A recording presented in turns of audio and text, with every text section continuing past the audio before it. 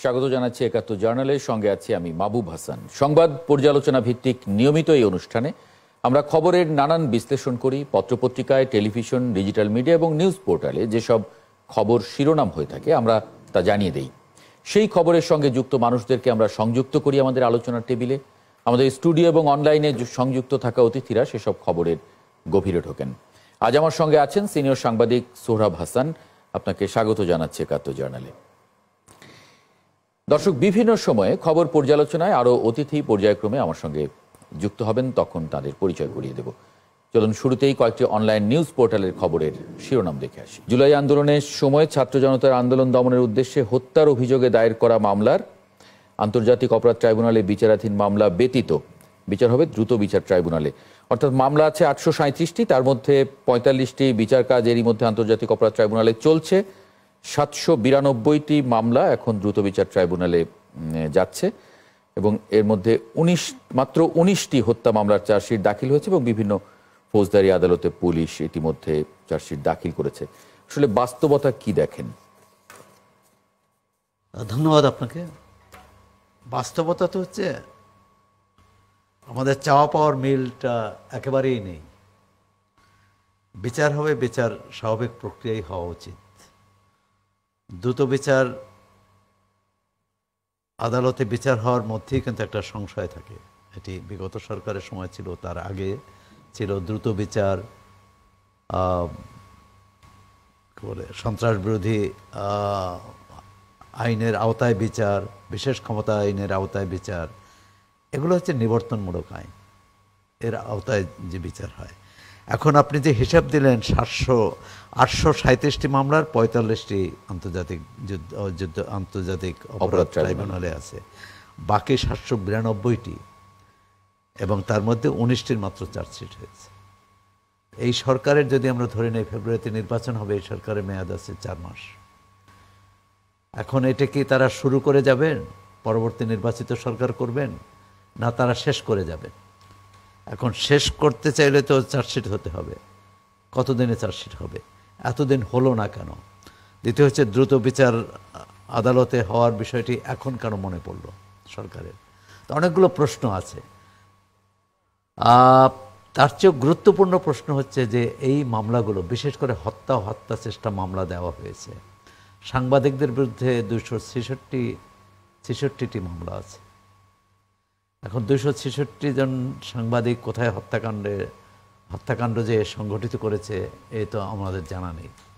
তাদের অন্য অপরাধ থাকতে পারে, তাদের দুর্নীতির আইনে বিচার হবে, এমনকি তারা দালালি করলে দালালি আইনে বিচার হবে, কিন্তু গয়রহ সবার বিরুদ্ধে হত্যা মামলা। আপনি একটা জটিলতা দেখছেন, একটা বিচার করার ক্ষেত্রে জটিলতা বটেই। এবং আরেকটা যে কথা আছে যে বিচারের ব্যাপারে যে জাস্টিস হারিট জাস্টিস বারিট, সেটা না হয়। একটু আমার সঙ্গে আজকে 3 জন আইনজীবী আছেন।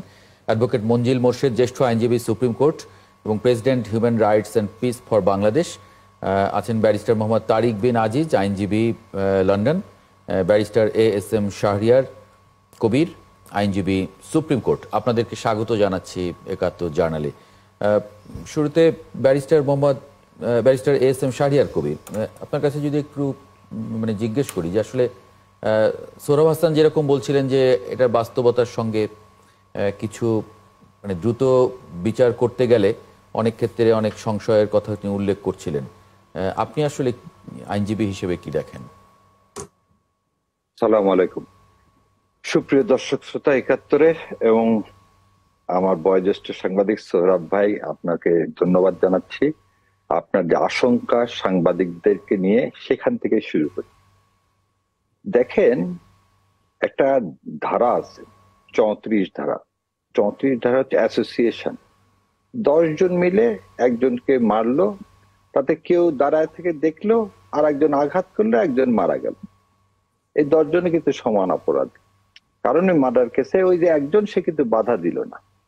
সো যে মামলা এখন বিচারাধীন, সেই বিষয়ে এর চেয়ে বেশি কিছু বলবো না। যদি দেখেন কোন সাংবাদিকের বিরুদ্ধে যদি হত্যা মামলা হয়, সে ওখানে যদি না থাকে, তার বিরুদ্ধে এফআরটি দিবে, সে এই তার চার্জ গঠনকে ডিসচার্জ অ্যাপ্লিকেশন দিবে। So there is so many procedure. এখন যেখানে আসি, এটা আমার ব্যক্তিগত মতামত, এই সরকার ইনডিসিশনে ভুগতেছে। এই সরকারের বহু কাজগুলো, যে এই সরকারকে আমরা রেখেছি, ওই আমাকে বলতে হয় সালাউদ্দিন সাহেবের যে লাস্ট দিনে ক্লোজিং স্পিচ, সেদিন উনি বলছেন আমরা নিঃশর্ত সমর্থন এই সরকারকে দান করিনি, আমরা একটি পার্টিকুলার সময়ের জন্য এই সমর্থন দিব, যখন দেখবো এই সরকার সেভাবে কাজ করতেছে না তখন আমরা সমর্থন উইথড্র করব। আজকে যে কথাটা আসছে, দেখেন ইন্টারন্যাশনাল ক্রাইম ট্রাইব্যুনাল থেকে একটা মামলা আপনি দ্রুত বিচার ট্রাইব্যুনাল নিয়ে যান, দুইটা আইন তো সম্পূর্ণ আলাদা। সো আপনার দেখেন ইন্টারন্যাশনাল ক্রাইম ট্রাইব্যুনালে একটা বিচার হলে সেই বিচার আপিলেট ডিভিশনে সরাসরি যে আপনি আপিল করবেন, আর দুটো বিচার ট্রাইব্যুনালে যে মামলা হবে সেটার আপিল হবে হাইকোর্টে, তারপরে সেটার এগেনস্টে আবার আপনি আপিল করতে পারবেন কোথায়? সুপ্রিম কোর্টে। So that to procedure is totally different. এখন সরকার প্রজ্ঞাপন করে কি এই দ্রুত বিচার ট্রাইব্যুনালকে কি সেম স্ট্যাটাস দিবে অফ এই ইন্টারন্যাশনাল ক্রাইম ট্রাইব্যুনালে? সো সরকার বেশিরভাগ ক্ষেত্রেই একটি সিদ্ধান্তহীনতায় ভুগতেছে। আর আরেকটা জিনিস শ্রদ্ধার সাথে বলতেছি, যদি প্র্যাকটিসিং লয়ার না হন, বিশ্ববিদ্যালয়ের শিক্ষক অনেক কিছুই জানেন, কিন্তু প্র্যাকটিক্যাল যদি আপনি না দেখেন, আপনি একটু আগে বললেন না, জাস্টিস হারিড জাস্টিস বাড়ির, কিন্তু জাস্টিস ডিলেড জাস্টিস ডিনায়েড। তো জাস্টিসটা জাস্টিসের মতো হতে হবে। আপনার খামখেয়ালের উপর ভিত্তি করে তো আপনি যখন যেটা ইচ্ছা সেভাবে করতে পারেন না। এবার প্রশ্নবিদ্ধ করবেন আপনি এতগুলো প্রাণ, এগুলো তো বিচার হতে হবে। That should be. এবং আজ 1.5 বছর পর কেন আপনি এটা বলতেছেন দ্রুত বিচার ট্রাইব্যুনাল? কিন্তু 14 মাসেও যে 19টির বেশি চার্জশিট হলো না। এখানে একটা জিনিস বুঝি, আজ পর্যন্ত সাগররুনির হত্যার মামলা কবে হয়েছে? আজ পর্যন্ত চার্জশিট হয়নি। এখন এগুলো কথা যদি বলতে যায়, আজকে একটা জিনিস তো মাথায় রাখতে হবে, পুলিশকে এখনো আপনি সুসংগঠিত করতে পারেন। পুলিশের যে দুইটা ডিভিশন আছে, ডিবি আছে, পিবিআই আছে, এগুলোকে আপনি যদি সংগঠিত না করতে পারেন তাহলে আপনি তো চার্জশিট সময় মতো দিতে পারবেন না। আর একটা জিনিস, লয়ের লুপ হোল দেখেন, বলেনি যে কোনো জায়গায় যে চার্জশিট আপনাকে 90 দিনের মধ্যে দিতে হবে, 90 দিনের মধ্যে দিতে হবে। তখন এতগুলো মামলার চার্জশিট আসলে সেটা এইভাবে কিভাবে কারেক্ট করে করা যাবে কিনা, জি ব্যারিস্টার মোহাম্মদ তারিক বিন আজিজ যদি ছোট করে বলেন, আমি একটু বিরতিতে যাব, তার আগে একটু ছোট করে মন্তব্য নিতে চাই আসলে দুজনেরই। জি, আপনাকে অনেক ধন্যবাদ। এবং সাংবাদিক সৌরভ ভাই যেখান থেকে শুরু করেছিলেন এবং আমার লার্নেড ফ্রেন্ড ব্যারিস্টার শাহরিয়ার যে কথাটা বলেছে, আমি জাস্ট অ্যাড করতে চাই। প্রথম কথা হচ্ছে যে of course justice not only need to be done, but it must need to be seen to be done. So বিচার দ্রুত ট্রাইব্যুনালে হবে বা আইসিটি ট্রাইব্যুনালে হবে, এটার একটা সুস্পষ্ট গাইডলাইন প্রথম থেকেই থাকা উচিত ছিল। মাঝপথে বিরতিতে ন্যাচারালি মানে কোর্স অফ অ্যাকশন বাধাগ্রস্ত হবে। কিন্তু আমি যেটা বলতে চাই, আমি আসলে রাষ্ট্রের যে আকাঙ্ক্ষা, জনগণের যে আকাঙ্ক্ষা, সেই প্রেক্ষাপট থেকে, জনগণের আকাঙ্ক্ষার জায়গা থেকে যে ইন্টারিম সরকারের একটা দায়িত্ব আছে গুম খুনের যে বিচারগুলো, সেগুলোর অ্যাটলিস্ট যেগুলো চাঞ্চল্যকর ব্যাপার সেগুলো নিষ্পত্তি করবার। তার মানে এই না যে যেনতন ভাবে নিষ্পত্তি করতে হবে। আমি সৌরভ ভাইয়ের সাথে একটু দ্বিমত করি যে দ্রুত বিচার ট্রাইব্যুনাল বা আইসিটি ট্রাইব্যুনাল বা সরকারের যে নিবর্তনমূলক বিচারের বিষয়টা, আমি মনে করি যেটা আসলে নিশ্চিত করা দরকার সেটা হচ্ছে দ্রুত বিচার ট্রাইব্যুনালে সরকার যদি প্রপার আইনানুগ ব্যবস্থাদের মধ্য দিয়ে কার্যক্রমটি করছে বা করছে কিনা এটি নিশ্চিত করা দরকার। অর্থাৎ যে কোনো বিচার প্রক্রিয়ার ফান্ডামেন্টাল প্রিন্সিপাল হচ্ছে ডিউ প্রসেস। সরকার যদি মনে করে যে বিচার প্রক্রিয়াটা ডিউ প্রসেস ছাড়া দ্রুত শুধু নিষ্পত্তি করা দরকার এবং লোক দেখানো নিষ্পত্তি করে একটা পাবলিক সেন্টিমেন্টকে মানে ফেভারেবল করা দরকার, আমি দৃঢ়ভাবে বিশ্বাস করি এবং সকলের সাথে আমি একমত যে এটা আসলে কোনোভাবে কাম্য নয়। কারণ আইনের শাসনের ফান্ডামেন্টাল প্রিন্সিপাল হচ্ছে যে আপনি একটা ন্যায়পরায়ণ বা ইনসাফ যদি কায়েম করতে চান, আপনাকে ন্যায় পরায়ণতার মধ্য দিয়েই কায়েম করতে হবে। জি, আমরা যে আশঙ্কা করছি সেই আশঙ্কার আসলে বাস্তবতা আছে কিনা? অ্যাডভোকেট মঞ্জিল মোর্শেদ, মানে দ্রুত বিচার ট্রাইব্যুনালে এতগুলো মামলা, মানে কতগুলো আদালত লাগবে এবং বিশেষ করে তদন্ত, চার্জশিট দেয়া এবং 3 মাসের মধ্যে চার্জশিট দেয়া, মানে অনেকগুলো বিষয় সামনে আসলো। আপনি আসলে কি দেখেন, বাস্তবতা কি দেখেন? সবার যেমন বাদী এবং যারা আসামি তাদের অধিকার রক্ষা করা সম্ভব হবে কিনা? ধন্যবাদ আপনাকে আমাকে সংযোগ করার জন্য। এবং স্টুডিওতে আছেন যিনি সোহরাব ভাই এবং সংযুক্ত আছেন দুজন আইনজীবী, তাদের সকলকে শুভেচ্ছা, যারা শুনছেন তাদের কাছেও শুভেচ্ছা। দেখুন, যে করেছেন সেটির ব্যাপারে আমি বলবো যে হঠাৎ করে যে আজকে ঘোষণা আসলো যে দ্রুত ট্রাইব্যুনালে বিচার হবে, এই আইনটা কিন্তু অনেক আগেরই, তাই না? এটা বিশেষ বিশেষ ক্ষেত্রে দ্রুত বিচার করার জন্য সরকারের সিদ্ধান্তের ক্ষমতা আছে আইনি। এখন এই মামলাগুলো যখন হয়েছে 5ই আগস্টের পরে, এই মামলাগুলো হওয়ার সময় কিন্তু বহু হত্যা মামলা আপনাদের সরকারি গেজেটে যেটা আছে প্রায় 800-র উপরে, এগুলো তো একদম রিকগনাইজড। এরপরে যদি আমরা অন্যান্য ভাবে ইঞ্জিনিয়ারিং যেটা বলা হয় 1500, সেটাও যদি আমরা ধরি তো 1500 মামলা তো হবে, 1500 হত্যা হলে 1500 মামলা হবে। তো সেই মামলাগুলো হওয়ার সময় কিন্তু বিগিনিং কিন্তু মামলার কতগুলো বিষয়বস্তু নিয়ে বেশ সমালোচনা হয়েছে বাংলাদেশে, এবং সেটা আমাদের সুপ্রিম কোর্টের বিভিন্ন সমাজবিদরা করেছেন, রাজনীতিবিদরা করেছেন, আইন উপদেষ্টাও করেছেন এবং সরকারের উপদেষ্টাও করেছেন যে মামলাগুলো করার সময় আসলে সঠিকভাবে মামলাগুলো করা হয়নি।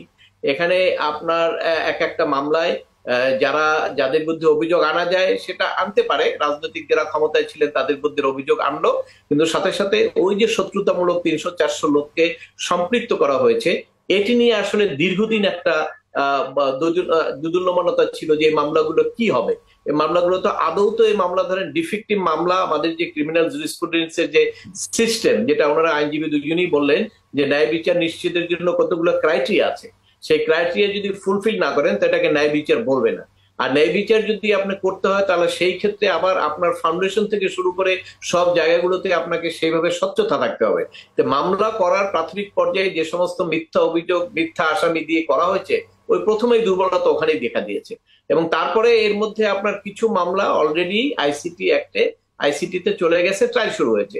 এখন একটা প্রশ্ন আসবে, এই প্রশ্নটা কিন্তু অনেকেই করবেন, ধরেন রহিমের মামলা আইসিটিতে হচ্ছে, করিমের মামলা দ্রুত ট্রাইব্যুনালে গেল, তো এইখানে রহিম এবং করিম দুইজনের মধ্যে কিন্তু একটা বৈষম্য, আমার মামলাটা কেন আইসিটিতে গেল না বা আমার মামলাটা কেন দ্রুত ট্রাইব্যুনালে গেল, এই বিষয়ে কিন্তু একটা বৈষম্যের বিচার আসবে। কেন কোনো ক্রাইটেরিয়া নির্ধারণ করে সরকার কোনো কিছু ঘোষণা করেননি যে কোন ধরনের মামলাগুলো আইসিটিতে যাবে, কোন ধরনের মামলাগুলো আপনার দ্রুত বিচার ট্রাইব্যুনালে যাবে। অবশ্য যেটা সরাসরি আইসিটিতে করা হয়েছে, কিছু মামলা কিন্তু সরাসরি আইসিটিতে করা হয়েছে, সেটির ব্যাপারে আমি বলছি না, আমি অন্যগুলোর কথা বলছি। যে মামলার বিষয়বস্তু অলরেডি একটা, আপনি জানেন যে অনেক মামলা কিন্তু এফআইআর আছে থানায়, কিন্তু সেই মামলাটাও, থানার মামলাটাও আছে এবং আইসিটির মামলাটাও চলছে। এটিও একটা আইনগত বিতর্ক হবে যে একই অভিযোগ দুই জায়গায় চলতে পারে কিনা। এরপরে আপনি দেখেন এই সমস্ত সমালোচনা থেকে দূরে থাকার জন্য সরকার কিন্তু একটা উদ্যোগ গ্রহণ করেছিল, ভালো উদ্যোগ, যে নিরপরাধ লোকগুলোকে বাদ দেওয়া যায় কিভাবে, যেহেতু এফআইআর তো একটা হয়ে গেছে, বলতে পারেন এটা বাদ, এই জন্য একটা প্রসিডিওর করেছিল, ইনভেস্টিগেশন, একটা অ্যামেন্ডমেন্ট এনেছিল যে আইও প্রাথমিকভাবে তদন্ত করে যারা এর মধ্যে সম্পৃক্ত নেই তাদেরকে বাদ দিতে পারবে, তবে চূড়ান্ত রিপোর্ট যখন হবে তখন যদি তাদের সম্পৃক্ততা থাকে তাদেরকে আসবে। দেখেন এই আইনটা হয়েছে কতদিন, বেশ কিছুদিন হয়েছে, কোনো অ্যাপ্লিকেশন নাই, কোনো মামলায় আমি এখন পর্যন্ত শুনি নাই যে এরকম মামলা করে এই নিরপরাধ লোকগুলোকে বাদ দেওয়া হয়েছে। এবং বাদ দেওয়া যে হয় নাই এইটার ব্যাপারে কিন্তু সরকার যারা আইনটা করলেন, যারা বললেন যে এখানে এটা কিছু কিছু অনিয়ম হয়েছে, সেই অনিয়মগুলো দূর করার জন্য আমরা এই প্রভিশন করেছি, এখান থেকে মানুষ মুক্তি পাবে, কিন্তু সেটার কোনো মনিটরিং নাই এবং সেটার ব্যাপারে কোনো উদ্যোগ বা কোনো ভালো ফলাফল আমরা এখনো পাইনি। এই যেখানে সামগ্রিক অবস্থা, সেখানে এই ফৌজদারি মামলাগুলো নিয়ে এমনিতেই একটা সন্দেহ এবং একটা বিতর্ক আগে থেকেই চলছে, এবং সবচেয়ে বিতর্কের মাধ্যমে যেটা ক্ষতিগ্রস্ত হবে সেটা হলো অপরাধী যিনি মারা গেছেন তার বিচারটা যে নিশ্চিত করা এবং সেইখানে যে তার পানিশমেন্ট নিশ্চিত করা, এই জায়গায় কিন্তু একটা জটিলতা দেখা দিবে। সেটা আপনি যেভাবেই করেন সেই জটিলতা কিন্তু আইনের মার কাছে এক সময় না এক সময় পড়বে। এই জায়গাটা আমাদের একটা দুঃখজনক ঘটনা, যেহেতু এই ঘটনাটাকে, এই হত্যাগুলোর ব্যাপারে সুনির্দিষ্টভাবে মামলা করে সুন্দরভাবেই কিন্তু উইদাউট এনি বিতর্ক এগুলো প্রসিড করা যেত না। সরকার কেন এটা দৃষ্টি দিলেন না বা কারা এটাকে ব্যত্যয় ঘটালেন, এই বিষয়গুলো কিন্তু আমাদের কাছে এখনো খুব স্পষ্ট নাই। যদিও বিভিন্ন ভাবে বলা হচ্ছে পলিটিক্যাল, কেউ কাউকে দোষ দিচ্ছে, জম্মুকে ব্যবসা করেছে, কেউ কাউকে দোষ দিচ্ছে, অনুকে তাদের শত্রুতামূলক দেওয়া হচ্ছে। কারণ অনেক মামলা তো আমরা জানি, অনেক মামলা জানি আমাদের কাছেও জামিনের জন্য আসছে, সে বিএনপি করে, কিন্তু ওই 400 জনের মধ্যে তারও নাম আছে। তো এই ধরনের ঘটনা অনেক জায়গায় হয়েছে। মানে এটা একটু আরেকটু বিস্তারিত মানে জানি আসলে, কারণ অনেক কিছু ভালোভাবেই হ্যান্ডেল করা উচিত যাতে বিচারটা নিশ্চিত হয়। জি, এক্স্যাক্টলি। মানে আপনারা তো আসলে উনি যেটা বলছিলেন একেবারে ব্যক্তিগত প্র্যাকটিশনার হিসেবে অনেকেই যেহেতু ওনাদের আরো বেশ ভালো জানার আছে, এগুলো একটু জানবো একটা ছোট্ট বিরতি নিয়ে এসে। তখন সোহরাব হাসান আপনার মানে কিছু প্রশ্নও আমি আশা করব আপনার কাছ থেকে। দর্শক, একটা ছোট্ট বিরতি নিয়ে ফিরে আসছি ৭১ জার্নালের সঙ্গে থাকবেন আশা করি। দেখে নিলাম সংবাদ ভিত্তিক টেলিভিশনগুলো কি শিরোনাম করেছে। সোহরাব হাসান, আমরা যে আলোচনায় ছিলাম মোটামুটি আমরা অনেক তথ্যই জানছিলাম। কোনো প্রশ্ন যদি থাকে ওদের কাছে সেটা না, প্রশ্ন না হলে আপনার তারেক বিন আজিজ ভাইয়ের কাছে একটা প্রশ্ন। তিনি বলছেন যে ডিউ প্রসেস অর্থাৎ যথাযথ প্রক্রিয়া অনুসরণ করা হয়েছে কিনা। তো এখানে তো গোড়াই গলদ, মামলা দায়ের করার সময় যথাযথ প্রক্রিয়া অনুসরণ করা হয়নি। অনেক ক্ষেত্রে দেখা গেছে বাদী জানেন না যে আসামি কে। তো সেক্ষেত্রে ন্যায় বিচার কিভাবে নিশ্চিত হবে?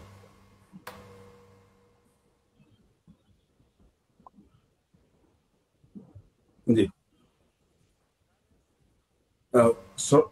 সৌরভ ভাই যে প্রশ্নটা করেছেন সেটি খুবই যুক্তিযুক্ত প্রশ্ন। আমি মনে করি যে অবশ্যই মামলাগুলো নিষ্পত্তি হবার ক্ষেত্রে ডিউ প্রসেস ফলো করতেই হবে। যে কথাটা আগেও বলেছি যে আপনি আইনের শাসন প্রতিষ্ঠা করতে গেলে ন্যায়পরায়ণতার ভিত্তিতেই করতে হবে। সুতরাং আমি কিন্তু সৌরভ ভাইয়ের সাথে একমত যে অনেক ক্ষেত্রেই এই অভিযোগ আছে যে মামলাগুলো করা হয়েছে রাজনৈতিক উদ্দেশ্য প্রণোদিত ভাবে নিজ দলগুলোর মধ্যে নিজস্ব বা প্রভাব বিস্তারের প্রেক্ষাপটে অনেকে যারা আসলে ইনভলভ না, যেটা আমাদের সিনিয়র অ্যাডভোকেট মঞ্জুল ভাই বলেছেন যে তিনি প্র্যাকটিক্যালি দেখেছেন যে ইভেন বিএনপির একজন কর্মীও হত্যা মামলার আসামির মধ্যে লিস্টে আছেন। সো এরকম বিচ্ছিন্ন ঘটনা আবার ব্যাপকভাবে অনেক জায়গায় অনেক অভিযোগও আছে। কিন্তু প্রশ্ন হচ্ছে যে বিসমিল্লাতে গলদ থাকলেও এই গলদগুলো অতিক্রম করবার পথটাই হচ্ছে ডিউ প্রসেস। অর্থাৎ দায়িত্বপ্রাপ্ত ব্যক্তিবর্গকে এ কথাটি মাথায় রাখতে হবে যে এই গলদগুলো কিভাবে তারা অতিক্রম করতে পারে আইনি কাঠামোর মধ্য দিয়ে। ফর এক্সাম্পল, যেমন অনেক ক্ষেত্রে আমি নিজেও লক্ষ্য করেছি যে আপনি দেখবেন যে বিভিন্ন জেলায় যে হত্যা মামলাগুলো হয়েছে এটা কিন্তু ফ্যাসিস্ট রেজিমের যারা ইনভলভ ছিল তাদেরকে ইনভলভ করার পরে অনেককে ইনভলভ করা হয়েছে যে অভিযোগগুলো আসছে যে তারা এই বিষয়ের সাথে ছিল না, কিন্তু পূর্ব শত্রুতার জের হিসাবে তাদেরকে ইনক্লুড করা হয়েছে। তো এইগুলো নিষ্পত্তি করবার ক্ষেত্রে অ্যাকচুয়ালি যে তদন্তকারী অফিসার থাকবে তাদেরকে স্পেশালি নির্দেশনা দিতে হবে যে সুস্পষ্ট তদন্ত করে যদি কারো বিরুদ্ধে এরকম অভিযোগ থাকে যেটা আসলে সঠিক না, সেগুলোকে বাতিল করে তারা পুনরায় অ্যামেন্ড করবে অথবা পরবর্তী প্রক্রিয়ায় তারা সেগুলো উপস্থাপন করবে। সো এমন না যে একটা জিনিস তারা ভুল হয়েছে বা ভুল হচ্ছে তার মানে এই টোটাল প্রক্রিয়াটাকে সুন্দর করে গোছানো সম্ভব না। আমি যে জায়গাটা আসলে বলতে চাই যে আমাদেরকে আশার জায়গা থেকে পজিটিভ দৃষ্টিভঙ্গিতে আগাতে হবে। আমাদের অনেক দুর্বলতা আছে, কিন্তু এই দুর্বলতাকে সবল করতে হলে, দুর্বলতাকে অতিক্রম করতে হলে আমি এগেন বলতে চাই যে আমাদেরকে আইনি কাঠামোর মধ্য দিয়ে পরিপূর্ণ ডিউ প্রসেস ফলো করতে হবে।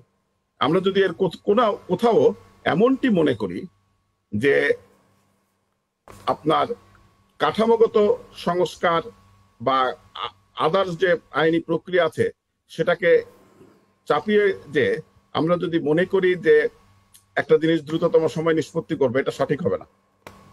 সে কারণে আমি সৌরভ ভাইয়ের সাথে রেসপেক্টফুলি একমত এক পয়েন্টে যে অফকোর্স অনেক ডিসক্রিপেন্সি আছে, আবার দ্বিমত একটা পয়েন্টে যে ডিউ প্রসেসের জায়গাটা কিন্তু এই অ্যানোমালির মধ্য থেকেই শুরু করে আগানো সম্ভব। ফর এক্সাম্পল, আপনি দেখেন সরকার মনে করছে কিছু কিছু বিচার দ্রুত বিচার ট্রাইব্যুনালে নেবে, এটা সরকার আইনি কাঠামোর মধ্য দিয়ে তার এখতিয়ার আছে, সেটা সে করতে পারে, কিন্তু সেগুলো সুস্পষ্টভাবে তাদেরকে বলতে হবে কোন মামলাগুলো যাবে, যেটা মঞ্জুল ভাই তুলেছিল এবং খুব সুন্দরভাবে উপস্থাপন করেছেন, কোন মামলাগুলো যাবে, কোন ক্রাইটেরিয়ার ভিত্তিতে যাবে। এই সুস্পষ্ট দিক নির্দেশনা এবং প্রক্রিয়া, যথাযথ প্রক্রিয়া যদি ফলো হয়, ডিউ প্রসেস যদি মেনটেন হয়, তখন আউটকাম যেটা হবে সেটা দ্রুত বিচার ট্রাইব্যুনালে হোক অথবা আইসিটিতে হোক, যেখানেই হোক, এটা কিন্তু মানুষের কাছে গ্রহণযোগ্য হবে। সবসময় এটাই না যে মানুষ একটা জিনিস গ্রহণযোগ্য বললো বলেই আইনের চোখে শুধু মানে পপুলার ভোটের দিকে তাকিয়ে বিচার করতে হবে। আইন তার স্বাভাবিক গতিতে চলবে, কিন্তু আইনি প্রক্রিয়াটা যেন ফলো হয় প্রপারলি, এই বিষয়টা নিশ্চিত করবার কথা আমি বারংবার বলছি। কারণ আমরা অতীতেও দেখেছি যে প্রিভিয়াস ফ্যাসিস্ট রেজিমের সময় মানুষকে কিন্তু নির্বিচারে হত্যা, মামলা, গুম, খুন, বিভিন্ন ভাবে মানে নির্যাতন, নিপীড়ন করা হয়েছে।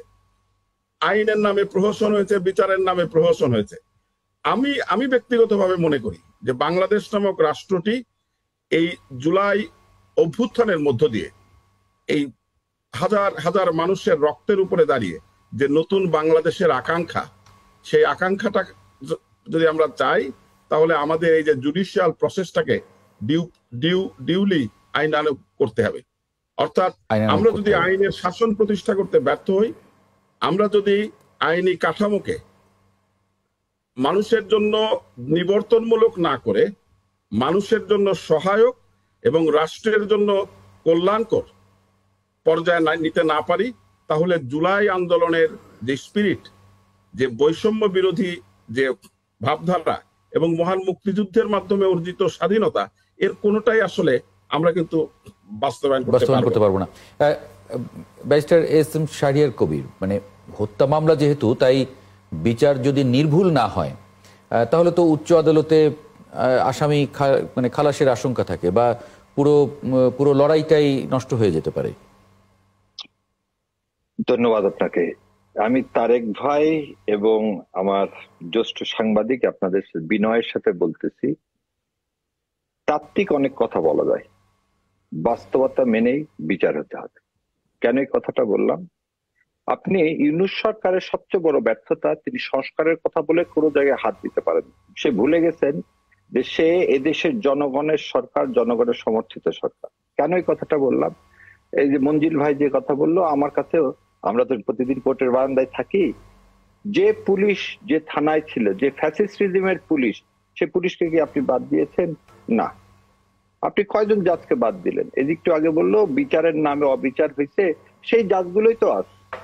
তাহলে আপনি জাজগুলোকে বাদ দিলেন না, আপনি পুলিশকে বাদ দিলেন না, এই বিচার ব্যবস্থাকে প্রশ্নবিদ্ধ করা, এটা তো একটা ষড়যন্ত্র। সেকেন্ড আর একটা কথা বলি, এই আইন মানে সম্মানের সহিত বলছে, আইন উপদেষ্টা মহোদয় সম্পর্কে প্রতিদিন দেখবেন কত কথা আসতেছে। যেমন আগরওয়ালের জামিন হয়েছে, জামিন হয়ে সে ইন্ডিয়াতে চলে গেল, হাইকোর্টে বাইপেলেট ডিভিশনে যাওয়ার সুযোগ পর্যন্ত পাইল। সো এই যে কিছু ঘটনাকে আপনি যদি এক্সাম্পল নিয়ে এসে বলেন না এই বাস্তবতার মধ্যে এই বিচারে মানে হত্যার বিচার হবে না, আমি এই কথার সাথে এগ্রি না। সেকেন্ড আর একটা কথা, আজকে 16 মাসের মতো হয়ে যাচ্ছে, এখন পর্যন্ত বিচার বিভাগের পৃথক সচিবালয় হলো না, যেটা এক কলমের খোঁচায় হতে পারত। তার মানে হচ্ছে এই শস্যের মধ্যেই ভূত, আর এই শস্যের মধ্যে ভূত থেকে একটি সঠিক বিচার করতে গেলে আপনাকে কি করতে হবে? যে কাঠামো আছে সেই কাঠামোর মধ্যেই থেকেই করতে হবে। একটা জিনিস বলেন, যে নারী ভুঁড়ি বের করে সিমেন্টের বস্তা সেখানে পেঁচিয়ে আপনি নদীতে ফেলে দিলেন, জ্বলন্ত পুড়ে সেগুলোকে ভ্যানে তুলে দিলেন, আর গুলি খেয়ে কেউ একজন মারা গেল বা পিটিয়ে কাউকে মারা গেল, সবই হত্যা। কিন্তু সবগুলো কি ডিগনিটি এক? না। কারণ এই যে প্যারামিটার, এই প্যারামিটার উপর ভিত্তি করে সরকারের প্রথমে উচিত ছিল, যেটা আমি প্রথমেই বললাম, যে কোন মামলাগুলো, তিনটা জিনিস এখানে, গুম, খুন, হত্যা, গুমের যে বিচার সেগুলোকে আইসিটিতে হবে না, সেটা দুটো বিচার ট্রাইব্যুনাল হবে। আজকে দেখেন সার্বঙ্গিক ভাবে তারা বলতেছে এই কয়টা মামলা আইসিটিতে হবে, বাকিগুলো সব দ্রুত বিচার ট্রাইব্যুনাল যাবে। উনি কিন্তু পৃথক করলেন না। তো এটা আইন উপদেষ্টার সবচেয়ে বড় ব্যর্থতা, যে সে নিজেই কি করতেছেন, এই বিচার প্রক্রিয়াকে প্রশ্নবিদ্ধ করতেছেন। আরো একটা জিনিস বলি, এটা খুবই, এটা আমি আগেও বলছি, একজন আইন উপদেষ্টা হিসাবে সে কিভাবে বলে মামলাগুলো সঠিকভাবে করা হয়নি? Is he a investigation officer? Is he a IO? Is he a জাজ? একটা মামলা এফআইআর দিয়ে শুরু, এখানে কি বিচার হয়ে গেল? না। এফআইআর এর পরে কি হবে? চার্জশিট হবে। এফআইআর এ তার বিরুদ্ধে স্পেসিফিক এলিগেশন আছে কিনা, এই যে বললেন যে ভাইরা বিএনপির কথা বললেন, এরকম আমরা অনেক পাইছি যে আমরা কোর্টে বলছি তার বিরুদ্ধে কোনো স্পেসিফিক এলিগেশন নাই, জামিন দিয়ে দিছে, এবং কি বলছে যে দ্রুত সময়ের মধ্যে এটার ইনভেস্টিগেশন করেন। তার মানে ইনভেস্টিগেশন রিপোর্টে তো ওই লোকগুলোর নাম বাদ চলে যাবে। তো আমরা এই এফআইআর কেই যদি এইভাবে প্রশ্নবিদ্ধ করি, তাহলে ভবিষ্যতে কিন্তু এই হত্যার বিচার পাওয়া যাবে না। আর একটা জিনিস, এটা তো সত্য 1400 লোক মারা গেছে এবং 1400 লোকের বিচার আমরা চাই, কিন্তু এটাও সত্য অন্যায় করে কোনো লোক এর মধ্যে আসুক যে অপরাধী না, যে নির্দোষ নিরপরাধ, তার কোনো এভাবে সাজা হোক। কিন্তু এই জিনিসেও আমি মর্মাহত, কারণ এই আইন উপদেষ্টার কাছে এই আশাও রাখতে পারতেছি না, কারণ উনি সংস্কার করতেছেন না। হাইকোর্ট থেকে শুরু করে নিচের লোয়ার কোর্ট পর্যন্ত কয়জন বিচারককে উনি বাদ দিলেন? যে বিচারকগুলো গত 15 বছরে নিয়োগকৃত, যে বিচারকগুলো শপথবদ্ধ ভাবে নিজেদেরকে বললো আমরা শপথবদ্ধ রাজনীতিবিদ, যে বিচারকগুলো কি হলো একজন জয়কে পাশে নিয়ে হেঁটে হেঁটে সাক্ষীর জন্য নিয়ে চলে গেল, সেই বিচারককে দিয়ে আপনি কিভাবে বিচার করবেন? তো বিচার প্রক্রিয়াটা যদি আপনাকে নির্ভুল করতে হয়, সঠিক বিচার করতে হয়, এই বিচ্ছিন্ন কিছু ঘটনা বিএনপির অমুক আছে তমুক আছে এটা কথা না। চার্জশিটটা ভালো মতো হতে হবে, এবং চার্জশিটটা ভালো মতো হওয়ার জন্য আপনাকে অবশ্যই বিচারের জন্য ওই জন্য 3টা দাবি করা হয়েছে: সংস্কার, বিচার এবং নির্বাচন। তো সংস্কার এবং বিচার এই 2টা অঙ্গাঙ্গি জড়িত। এই 2টাকে যদি আপনি না করেন একসাথে, তাহলে আপনি কোনোদিনই সেই অধরায় থেকে যাবে বিচার, এবং বিচার নির্ভীতে কাঁদবে। এবং এই বিচার নির্ভীতে যাতে না কাঁদে, সেই জন্য আইন উপদেষ্টার আর তো তার সময় নেই। এইভাবে তিনি এই সময়গুলোকে নষ্ট করলেন, এবং আমাদের জাতিকে পুরা এই 1400 ডেড বডির কাছে উনি কি জবাব দিবেন? যে 1400 ডেড বডির কাছে উনি কি জবাব দিবেন? তাদের বিচার কিভাবে? সেই সব বাবা বিচার চায় না, বিচার হতেই হবে। সাহেব একটা প্রশ্ন করতে চাই, সরকারি হিসেবে তো এখনো 850 কথা বলা হয়েছে, 850 শহীদকে চিহ্নিত করা হয়েছে, বাকিদের তো চিহ্নিতই করা যায়নি যে কারা শহীদ। তা সেক্ষেত্রে এই 1400 শহীদের বিচার কিভাবে হবে?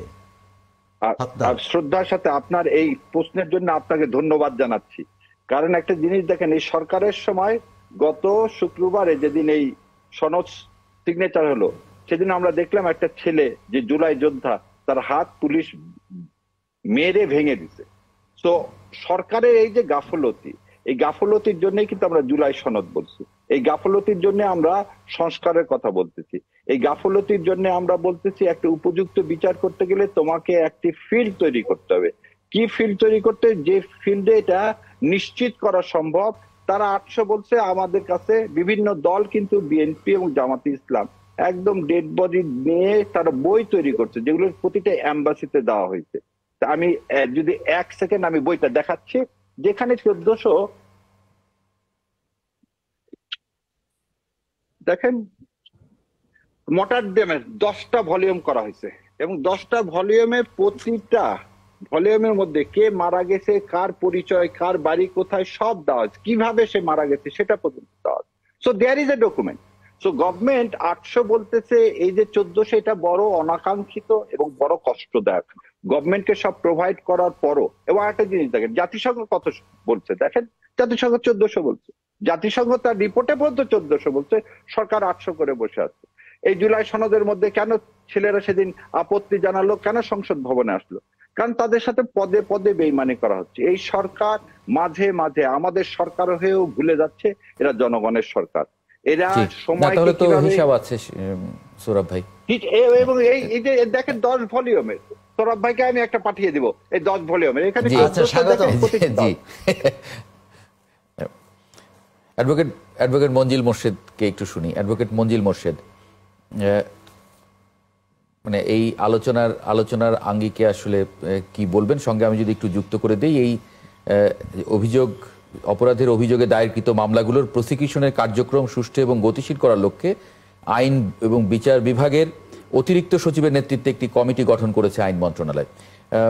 মানে সেক্ষেত্রে আসলে প্রসিকিউশনের এই কমিটি গঠন করে মামলাগুলো দেখভাল করার সেখানে কোনো রকম আইনগত দিক আছে কিনা? ধন্যবাদ আপনাকে। দেখুন, আমাদের যখন লিগ্যাল প্রসিডিং সম্পর্কে আলোচনা করা হয় এবং সেখানে আইনজীবীরা থাকলে, প্র্যাকটিসিং আইনজীবীরা থাকলে তাদের আলোচনার মধ্যে কিন্তু খুব বেশি একটা ডিফারেন্স থাকবে না, জি, যদি নাকি যারা আলোচনা করছেন তাদের সামনে কোনো সিঁড়ি না থাকে। অর্থাৎ আমরা অনেকেই সিঁড়ি বেয়ে উপরে উঠতে যাই, সেই কারণে অনেক সময় আলোচনার থেকে অনেক সময় অনেকে স্বাধীনভাবে আলোচনা করে না, কারণ ওই সিঁড়ি পাওয়ার ক্ষেত্রে তার হয়তো প্রতিবন্ধকতা হচ্ছে। এটা ধরেন রাজনীতির সঙ্গে জড়িত আছে যারা, তারা ওই সিঁড়ি মনে করে যে সিঁড়ি বেয়ে তারা উপরে উঠবে, মন্ত্রী এমপি হবে।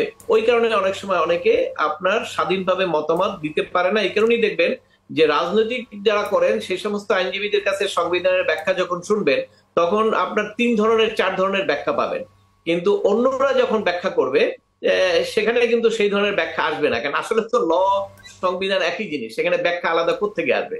এই জায়গাটা একটা বিতর্ক আছে। আর সবচেয়ে হলো যে আইনি বিষয়গুলো যেটা আলোচনা করেছেন ওনারা দুইজনই প্র্যাকটিসিং, একটু ডিফারেন্স হলো যে আজিজ ভাই তো লন্ডনে প্র্যাকটিস করেন, তো লন্ডন আর বাংলাদেশ এটা আপনার বহুদূর, জায়গার যেমন বহুদূর, আমরা বিচারের ক্ষেত্রে, প্রক্রিয়ার ক্ষেত্রে, স্বচ্ছতার ক্ষেত্রে পার্থক্য। কাজে সেক্ষেত্রে শাহরিয়ার ভাই আমি একই জায়গায় আছি, কাজে আমাদের অভিজ্ঞতাটা এক ধরনের। আমাদের এখানে বিচার ব্যবস্থার যে আমি একটা কথাই বলি, সেটা হলো 5ই আগস্টের পরে বিচার ব্যবস্থার সংস্কারটা নিয়ে আমি কথা বলেছি, কারণ আমি যেহেতু রাজনীতি করি না, রাজনৈতিক সংস্কারটা আমি ওইরকম মুখ্য আমার কাছ থেকে আসাটা আমার সঠিক মনে হবে না, কারণ আমার অভিজ্ঞতা নাই। কিন্তু বিচারের ব্যাপারে আমি যে প্রত্যাশাগুলো করেছিলাম, প্রথমে আমি বলেছিলাম যে বিচার করার জন্য যদি বিচার করতে হয় তাহলে বিচারের মৌলিক পরিবর্তন করতে হবে। সেটা হলো বিচার বিভাগকে প্রথম একদম পুরোপুরি স্বাধীন করতে হবে, যেটা সংবিধানের স্পিরিট ছিল, এবং সেই স্পিরিট অনুসারে বিচার বিভাগকে, হাইকোর্ট তো ধরেন এমনিতে ইন্ডিপেন্ডেন্ট একাডেমিক্যালি বলাই হয়, সংবিধানেই বলা আছে, কিন্তু লোয়ার কোর্টের জুডিশিয়ারির কোর্টগুলো হলো আইন মন্ত্রণালয়ের অধীনে। এবং সেটা এর আগের সরকারের সময় আমরা দেখেছি যে অভিযোগগুলো করা হচ্ছে বিচারের ক্ষেত্রে, যদিও অনেক বলা হচ্ছে যে কোনো বিচারই হয় নাই। আমি আবার এটার সঙ্গে কিন্তু একমত না, কেন আমি আমার পরিবেশের যে বিচারগুলো পেয়েছি আপিল বিভাগ পর্যন্ত, সে পরিবেশের বিচারগুলো আমি কিন্তু একদম নিরপেক্ষ এবং ন্যায় বিচার পেয়েছি, এবং জানেন যে পরিবেশের রক্ষা করার ক্ষেত্রে একটা বিরাট অবদান রেখেছে। অবশ্যই রাজনৈতিক মামলাগুলোতে সেটা হয় নাই, রাজনৈতিক মামলাগুলোতে সেটা হয় নাই, কারণ এটা আমাকে অনেকবার যে খালেদা জিয়ার জামিনের সার্টিফিকেট কপি পেতে কেন 3 মাস লাগবে। এই জায়গাটা যে মেকানিজম, এই মেকানিজমটাই করা হয় যখন বিচারকরা আইন মন্ত্রণালয়ের অধীনে থাকে, অর্থাৎ আইন মন্ত্রণালয়ের মন্ত্রী থাকে রাজনৈতিক দলের, এবং তার অধীনে থাকে ওই সমস্ত জেলা জজরা। এখন সমস্যা কি, নর্মালি কিন্তু জেলা জজরা বা অন্যান্য জাজরা ট্রান্সফার পোস্টিং সুপ্রিম কোর্টের জিএ কমিটির মাধ্যমেই হয়, সুপারিশ ক্রমেই হয়, কিন্তু এই যে ফাইল ডিলিংটা এটা করে আইন মন্ত্রণালয়। এখানে কিন্তু আসে শুধু অনেকগুলো নাম আসে কোত্থেকে কোথায় দিবে, এখানে কিন্তু এই পূর্ণাঙ্গ যে ইতিহাসটা তাদের কাছে থাকে না, ফাইলটা থাকে মিনিস্ট্রিতে। তখন তারা যেটা করে, এবং সেই প্রতিবন্ধকতা যেটা করেছে আপনি জানেন, এস কে সিনহা সাহেব ওপেন কোর্টে বলেছে যে আমরা জিএ কমিটির মাধ্যমে যেগুলা অনুমোদন করে দেই, সেখানে তাদের যেগুলো পছন্দ সেগুলো পরের দিন, আর যেগুলো তাদের পছন্দ না সেগুলো ফাইল 6 মাসের মধ্যেও জিও হয় না। কিভাবে পরোক্ষভাবে ধরেন প্রতিবন্ধকতা, ধরেন একজন বিচারক যখন আমাদের হাইকোর্টের জাজরা বিভিন্ন জেলায় যায় আপনার বিচারকদের সম্পর্কে তথ্য নেওয়ার জন্য, সেখানে একজনে এসে রিপোর্ট দিল যে ওই বিচারক আপনার দুর্নীতির সঙ্গে জড়িত, এবং সেইটা যদি ধরেন তার সরকারের সঙ্গে ভালো সংযোগ থাকে, আইনমন্ত্রীর সঙ্গে যোগাযোগ থাকে, ওই ফাইলটা আসলো, জিএ কমিটি বলে দিল ওকে কালকে ট্রান্সফার করো, কিন্তু ওই ফাইলটা ট্রান্সফার সে হবে না, কারণ আইন মন্ত্রণালয় তার পক্ষে এই জন্য এটা 6 মাসে হয় না। এটা প্রধান বিচারপতি ওপেন কোর্টে বলেছেন, আই ওয়াজ প্রেজেন্ট দেয়ার। এই সমস্ত কারণেই বলা হচ্ছিল যে সুপ্রিম কোর্টের অধীনে এই যে সচিবালয়, এইটা না পর্যন্ত এই বিচারকদের স্বাধীনতা নিশ্চিত করা যাবে না, কারণ তারা যেহেতু আইনমন্ত্রীর অধীনে থাকবে, আইনমন্ত্রী থাকে একটা দলের, সেক্ষেত্রে তাদের অভয়নীতিরা থাকবে। এটা বলতে দ্বিধা নাই, গত সরকারের সময় বহু বিচারক, আমি সবকে বলবো না, অনেকে রাজনৈতিক সমর্থন করেন সে কারণে হয়তো যথার্থ ছিল, কিন্তু বহু বিচারক যারা রাজনীতি করেন না তাদেরকে আদেশ না মানার কারণে, যাদেরকে জামাত শিবির বলে তাদেরকে কর্নার আউট করা হয়েছে, বিভিন্ন জায়গায় পোস্টিং দেওয়া হয়েছে, বিভিন্ন বান্দরবান, খাগড়াছড়ি, এই সমস্ত জায়গায়। আবার এর উপর পরিবর্তন হয়েছে তাও না, এখনো এটা চলছে। অতএব সেই ক্ষেত্রে হাইকোর্টেও চলছে মঞ্জুর ভাই, এটা হাইকোর্টেও চলছে। এই জায়গাটা আমি প্রথম থেকে যেটা বলছিলাম, এবং মাননীয় প্রধান বিচারপতি সংস্কারের প্রস্তুতি উনি বলেছিলেন যে উনি সবচেয়ে একটা ড্রাফট করে পাঠিয়েছিলেন, এবং একটা আলোচনা সভা যেখানে সব বিচারকরা, বিচারপতিরা ছিলেন, প্রধান উপদেষ্টাকে আনা হয়েছিল, এবং তার আগের দিন আপনারা খেয়াল করবেন মিডিয়াতে মাননীয় প্রধান বিচারপতি বলেছিলেন যে আমরা কিছু একটা পেতে যাচ্ছি, করতে যাচ্ছি, কিন্তু আমাদের সেই আশা কিন্তু আর পূরণ হলো না। অর্থাৎ এখনো কিন্তু সেই সুপ্রিম কোর্টের অধীনে আপনার আমাদের সচিবালয়ে আনা হলো না, এবং রাজনৈতিক দলগুলো যে আনবে না এটা আপনি নিশ্চিত থাকেন, রাজনৈতিক দল এটা আনবে না। যে কিছু এই সুপ্রিম কোর্টের এই যে স্বাধীনতার প্রশ্নেও ব্যারিস্টার মইনুল হোসেন যখন আপনার এই গেজেটটা করলো, সেই গেজেটটা যখন করছে সেটাও কিন্তু ছিল একটা অথবা অরাজনৈতিক সরকার ছাড়া অনেকগুলো বিষয় কিন্তু এখানে অর্জন করা যায় না, কিন্তু এই সরকারের কাছ থেকে আমরা এটা প্রত্যাশা করেছিলাম সেটা হয় নাই। এবং এখন বিচারের অবস্থাটা দেখেন, শাহরির ভাই নিশ্চয়ই ওনার ক্লায়েন্টের উনি ফেস করছেন কিনা জানি না, আমি ফেস করি। আজকে এই যে মিথ্যা মামলার কথা বলা হচ্ছে 300-400, আগাম জামিন গেলে আগাম জামিন পাওয়া যায় না, আবার আগাম জামিন যদি দেওয়া হয় সেক্ষেত্রে কোর্ট পরিবর্তন হয়ে যায়, আবার আগাম জামিনের মধ্যে যদি এপিলে যাওয়া হয় সেক্ষেত্রে ধরা হয় যে স্টে হয়ে গেল, আবার ঝুলে গেল। এই সমস্ত বিভিন্ন বিড়ম্বনায় এখন মানুষ মনে করছে যে তারা অনেক ক্ষেত্রে ন্যায় বিচার থেকে বঞ্চিত হচ্ছে। কিন্তু আমরা তো 5ই আগস্টের পরে আমরা প্রত্যাশা করেছিলাম যে আমরা ন্যায় বিচার প্রতিষ্ঠা করব। তাহলে এই যদি হয় পরিস্থিতি, তাহলে 13 মাস 14 মাস পরেও আমরা এখন পরিবর্তনের বিষয়টা কিভাবে ব্যাখ্যা করব? অন্যদিকে দেখেন, এই যে আপনার যারা পরিবর্তন এনেছেন তাদের মধ্যে বিভক্তিটা দেখেন, তাদের মধ্যে যে বিভক্তি, যখন পরিবর্তন আনছে তখন তারা হাতে হাত মিলিয়ে কাজ করেছেন, কারণ পরিবর্তন চান, ওই লোকটাকে সরাইতে হবে, প্রধানমন্ত্রীকে, দলকে সরাতে হবে, তখন তারা ইউনাইটেড। কিন্তু আজকে বেশ কয়েক মাস পরে এখন যখন একটা সুযোগ আসছে ক্ষমতায় যাওয়ার, এই ক্ষমতার কারণে কিন্তু সবাই এখন যার যার ক্ষমতার লোভে পড়ে গেছে, এবং এই কারণে কিন্তু তাদের ওই ঐক্যটাও কিন্তু এখন আর নাই। ইভেন কি সনদের ঘোষণা দিয়েছিলেন যারা এই জিনিসটা আবিষ্কার করেছেন করতে হবে, তাদের কাছ থেকে এটা ছিনতাই হয়ে গেছে, তারা এখন এটার মধ্যেই নাই, তারা এখন এটা সাইনই করে নাই, তারা বলতেছে এটা একটা প্রতারণা হয়েছে, সরকার এগুলো করে, তারা জনগণ থেকে বিচ্ছিন্ন হয়ে গেছে। এই যে বিতর্ক, এই বিতর্কটা যতদিন যাবে তত এইটা বৃদ্ধি পাবে, এবং যদি বৃদ্ধি পায় সেক্ষেত্রে আমাদের প্রত্যাশাটা পূরণ কিন্তু আরো জটিল হয়ে যাবে। অতএব আমার প্রত্যাশা হলো যত দ্রুত সম্ভব আমাদের যে প্রত্যাশাগুলো আছে সেগুলো আপনারা করেন, এবং নির্বাচনের মাধ্যমে জনপ্রতিনিধির হাতে ক্ষমতা দিলে পরে সেই পরবর্তী জিনিসগুলো আরো হবে। কিন্তু এইটি প্রত্যাশা করার কোনো সুযোগ হয়ে যাবে না যে আমরা আগামী 2 বছরের মধ্যেই আমরা ইংল্যান্ডে যেভাবে বিচার ব্যবস্থা, ইংল্যান্ডে যেভাবে রুল অফ ল, বাংলাদেশও সেইটা হয়ে যাবে। এইটা প্রত্যাশা যারা করবেন তাদের তো কান্না ছাড়া আর কোনো উপায় থাকবে না। আজকে তো মির্জা ফখরুল ইসলাম আলমগীর আজকে তো হতাশা প্রকাশ করেছেন, তিনি বলেছেন যে এত বড় একটা অভ্যুত্থান যায় সেটি তো অবশ্যই আমাদেরকে করতে হবে। সেই জন্য আমি বলবো যে সরকারকে সবচেয়ে কি পয়েন্ট হলো, ধরেন আমাদের জুডিশিয়ারির ব্যাপারে, সেটা হলো আমাদের আইন উপদেষ্টা। অবশ্যই উনি একাডেমিক্যালি পড়ান, উনি সব আইন ভালো জানেন, কিন্তু প্র্যাকটিসটা ডিফারেন্ট। আপনি যদি সব একাডেমিক্যালি যদি সবচেয়ে ভালো আইনজীবী হতেন তাহলে দেখতেন যারা ফার্স্ট ক্লাস ফার্স্ট হয় এরকম তো প্রায় 200 আছে, গত আইন বিভাগের 200 ছাত্র আছে ফার্স্ট ক্লাস ফার্স্ট সেকেন্ড হয়েছে। কতজন দেখেন আমাদের সবচেয়ে প্রতিনিধিদর্শ আইনজীবীর মধ্যে আছে? সেটা কিন্তু তেমন উল্লেখযোগ্য না। অর্থাৎ প্র্যাকটিস হলো আইন পেশা এবং ডাক্তারি পেশা, এটা প্র্যাকটিস হলো ইজ ভেরি ইম্পর্টেন্ট। অর্থাৎ প্র্যাকটিসটা না হইলে পরে সেটা বোঝা যায় না। আমি সর্বশেষ যেটা বলবো, বিচার নিয়ে যে আলোচনাটা হয়েছে, প্রত্যেকটা মানুষের অধিকার আছে ন্যায় বিচার, আমার সংবিধান সেটা নিশ্চিত করেছে। কাজে আমরা যারা এখানে আছি, এবং সৌরভ ভাই তো সাংবাদিক, সে নিশ্চয়ই ওটা উপলব্ধি করবেন, এই যে কথাটা এসছে, ধরেন আমরা রাজনৈতিক বিতর্ক থাকবে, রাজনৈতিক ভাবে আপনার বিপক্ষ আপনাকে আমি নামিয়ে দেবো, ইটস ওকে, কিন্তু বিচারের ক্ষেত্রে কিন্তু আমি বিবেচনা করতে পারবো না যে আমি আমার দলীয় লোকের বিচার করব না, আমি আমার বিরোধী দলের লোকের বিচার করব। এটা যদি দৃষ্টিভঙ্গি হয় তাহলে ওটাকে ন্যায় বিচার। ন্যায় বিচার যদি আপনি না করতে পারেন তাহলে ন্যায় বিচার যখন আপনি করবেন না, ওইটা 2 দিন 4 দিন হোক, 6 মাস 1 বছর পরে মানুষের মনে ওটা দাগ কাটে, আর এটা তো ন্যায় বিচার হচ্ছে না। ন্যায় বিচার হচ্ছে না যদি মানুষের মনে দাগ কাটে, ওটা আবার নিজের দিকেও ফেরত আসে, ওটা বুমেরাং হয়ে ফেরত আসে। এবং আজকে মির্জা ফখরুল ইসলাম আলমগীরের একটা মানে বক্তব্য আমি একটু কোট করতে চাই। তিনি বলেছেন যে এত বড় একটা অভ্যুত্থানের পর এত বড় একটা সুযোগ সৃষ্টি হয়েছে দেশটাকে আবার সুন্দর করে গড়ে তোলার, কিন্তু আমরা চারদিকে দেখছি আমাদের রাজনীতিবিদরা ঐক্য হারিয়ে ফেলছেন, অনেকে চলে যাচ্ছেন, চারিদিকে দেখছি একটা অনৈক্যের সুর, তখন আমরা অনেকেই হতাশ হচ্ছি। এটা আসলে মিলে যাচ্ছে আমাদের কথায়। আমরা একটা ছোট্ট বিরতি নিয়ে ফিরে আসছি একটা অন্য আলোচনায়। দর্শক, একটা ছোট্ট বিরতি নিচ্ছি, ৭১ জার্নালের সঙ্গে থাকবেন আশা করি। বিরতির পরে আরেকবার স্বাগত জানাচ্ছি ৭১ জার্নালে। এই পর্যায়ে দেখে নেব আগামীকাল সকালে যে পত্রিকাগুলো আপনার হাতে পৌঁছবে সেগুলো কি শিরোনাম করেছে আজকে।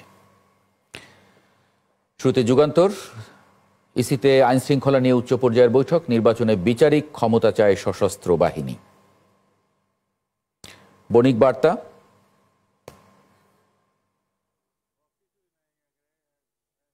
খবরের কাগজ, ক্ষমতা প্রত্যাশী 2 দলের চাপে চিরে চ্যাপ্টা প্রশাসন। ইনকিলাব, তারেককে ঠেকাতে মরিয়া Bharat. Daily Times of Bangladesh, Sky Capital Airlines shipped of $10 million. The Daily Observer, cargo village fire at Hazrat Shahjalan International Airport, exporters alarmed, foreign buyers concerned, EAB. এই ছিল মোটামুটি কালকে সকালে যে পত্রিকাগুলো হাতে পৌঁছবে তার শিরোনামগুলো। আমরা আরেকটি খবরে একটু যেতে চাই। আওয়ামী লীগের উপর নিষেধাজ্ঞা প্রত্যাহার সহ 12টি ইস্যুতে ডক্টর ইউনূসকে 6টি আন্তর্জাতিক মানবাধিকার সংস্থা খোলা চিঠি দিয়েছে। সোহরাব হাসান, অনেকগুলো বিষয় সেখানে আছে, যেমন তারা আইন শৃঙ্খলা রক্ষা বাহিনীকে আরও ট্রান্সপারেন্ট করতে বলেছে। র্যাবকে তারা বলেছে যে এটা মানে সংস্কারের বাইরে চলে গেছে। জি না, প্রথমেই আমি শুরু করি। জি আচ্ছা, প্রথমেই তারা কিন্তু সরকারের সংস্কারের উদ্যোগকে স্বাগত জানিয়েছে, বিচারের প্রক্রিয়াকেও স্বাগত জানিয়েছে। অর্থাৎ সরকার যে ভালো কাজ, মানে তার প্রতিশ্রুতি পালন করছে, এ কথাটা তারা বলেছেন।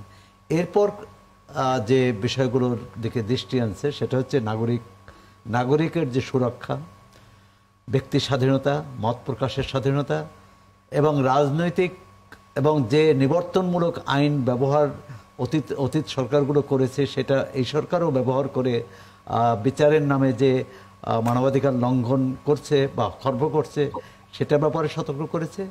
রাজনৈতিক দলের উপর নিষেধাজ্ঞা তুলে নেওয়া উচিত বলে বলেছে এবং সেক্ষেত্রে আওয়ামী লীগের, কারণ এই সরকার তো ঘোষিতভাবে আওয়ামী লীগের কার্যক্রমে নিষিদ্ধ করেছে নির্বাহী আদেশ দিয়ে। অনেকগুলো বিষয়, তার মধ্যে ইতি নেতি দুটাই আছে। এখন এটা প্রতিপালন এবং নাগরিক নজরদারি কমানোর কথা বলছে। নিরাপত্তা বাহিনী, আপনি বললেন যে নিরাপত্তা বাহিনীকে জবাবদিহির আওতায়, বিশেষ করে র্যাব, এটি অনেকদিন ধরেই র্যাব বিলুপ্তির কথা বলেছেন। র্যাবের ভিতরে তো বিভিন্ন বাহিনীর লোক থাকে, সশস্ত্র বাহিনীকে বেসামরিক কাজে ব্যবহার না করার কথা বলেছে। আমি মনে করি যে এটি শুধু সাময়িক না, একটি বাংলাদেশের রাষ্ট্রের ভবিষ্যৎ পথ চলার ক্ষেত্রে একটা গুরুত্বপূর্ণ দিক নির্দেশনা আছে এখানে, যে এগুলো সরকার কিভাবে নেয় এবং তারা কিভাবে এটি মানে তারা বাস্তবায়ন করার ক্ষেত্রে কি পদক্ষেপ নেয় সেটা দেখার বিষয়। আমি মনে করি মানবাধিকারের বাংলাদেশের ভেতরে মানুষের যে উদ্বেগ উৎকণ্ঠা সেটা এই 6টি সংস্থার বিবৃতিতে বা খোলা চিঠিতে এসেছে। মঞ্জিল মোর্শেদ, আপনার মন্তব্যটা জানতে চাই। দেখুন, এটি বেশ 2-3 মাস আগে নেওয়া হয়েছিল ডয়চে ভেলে, এবং তখন এই মানবাধিকার পরিস্থিতি বলা হয়েছিল। তখন আমি বলেছিলাম যে মানবাধিকার নিয়ে কি কথা বলবো, আমরা মানবাধিকার নিয়ে কাজ করি, কিন্তু ঘটনা হলো যে গাজার যে মানবাধিকার পরিস্থিতি, এই ব্যাপারে তো আর মানবাধিকার নিয়ে কথা বলাটা একটু লজ্জাস্করই হয়। মোরওভার বাংলাদেশের ব্যাপারে বলছিলাম যে বাংলাদেশে তো মানবাধিকার লঙ্ঘন হচ্ছে, কিন্তু এখন কিন্তু আপনার human rights watch, European union, অন্যান্য মানবাধিকার সংগঠন কিন্তু কোনো কথা বলছে না। কারণ তারা কথা বলছে না এই কারণেই, যেহেতু হয়তো তাদের অনেকে ক্ষমতায় আছেন। কারণ আপনি জানেন অনেক মানবাধিকার লোকজন এখন কিন্তু ক্ষমতায় আছেন। তো যাই হোক, এই 2-3 মাস পরে কিন্তু তারা একটা স্টেটমেন্ট দিয়েছেন। সেই স্টেটমেন্টের মধ্যে 2টা জিনিসই আছে। কোন কোন পত্রিকা একটা জিনিস হাইলাইট করছে, কেউ কেউ আবার আরেকটা জিনিস হাইলাইট করছে, যার যেটা চয়েস অনুসারে। আসলে 2টা জিনিসই আছে এর মধ্যে। একটা হলো বিচারের কথা, সেটাও যেমন আছে, বিচার নিশ্চিত করতে হবে এবং ন্যায় বিচার নিশ্চিত করতে হবে সেটা বলা আছে। আবার মানবাধিকার লঙ্ঘন হচ্ছে, রাজনৈতিক দলের মত প্রকাশের স্বাধীনতা, দল নিষিদ্ধ, এগুলোর ব্যাপারে কথা আছে। এগুলো তো সত্য কথা। আপনি রাষ্ট্রকে যদি, আপনার প্রথম কথা ছিল যে গত সরকারের বিভিন্ন অব্যবস্থা, রুল অফ ল পরিপন্থী কাজ, নির্বাচন ধ্বংস, সবকিছু মিলে আমরা পরিবর্তন চেয়েছি এবং সময় মোর দ্যান 70% চেয়েছিল, এবং সেই মোর দ্যান 70% মধ্যে কিন্তু আওয়ামী লীগ সমর্থন করেছিল, যার ফলে কিন্তু পরিবর্তন হয়েছে। এবং কেন চেয়েছিল? যে একটা সুশাসন, একটা ভালো সরকার। কিন্তু সেটি যে কোনো কারণে হোক, যে কোনো প্রেক্ষাপটে হোক, যে কোনো চিন্তায় হোক, এটা আসলে হয় নাই। এবং না হওয়ার কারণে কিন্তু এখন ওই পরিস্থিতিটা এখন নাই। এখন যে মির্জা ফখরুল ইসলাম সাহেব, আলমগীর সাহেব আজকে যে বললেন, ওনার কথা দিয়ে বুঝতে পারছেন 5ই আগস্টের পরের অবস্থান আর আজকের অবস্থান এক না। এবং এই যে এক না হওয়ার পিছনে যে কারণ সেটা হলো যে আমরা সুশাসন নিশ্চিত করতে পারি নাই, দলীয় দৃষ্টিভঙ্গি, প্রতিহিংসা চিন্তা করেছি, অ্যাকোমোডেটেড চিন্তা করি নাই। এখন ধরেন নির্বাচনের কথা এখনো চিন্তা করা হচ্ছে যে এখানে জাতীয় পার্টি, আওয়ামী লীগ, 14 দল, অনেক অনেক দল নির্বাচনে অংশগ্রহণ করতে পারবে না, এবং একটা ভালো সেন্টিমেন্ট আছে ইয়াংদের, এবং অনেকে বলছেন ওকে বললেন। তো সেখানে তো এই যে ওদেরকে বাদ দিলে তো আপনি কত পার্সেন্ট, 50% বা 60%, এই 60% দিয়ে যদি আপনি নির্বাচন করেন, সেটা দিয়ে কি রাষ্ট্র কন্টিনিউয়াসলি আপনি চালাতে পারবেন? সেটা তো পারবেন না।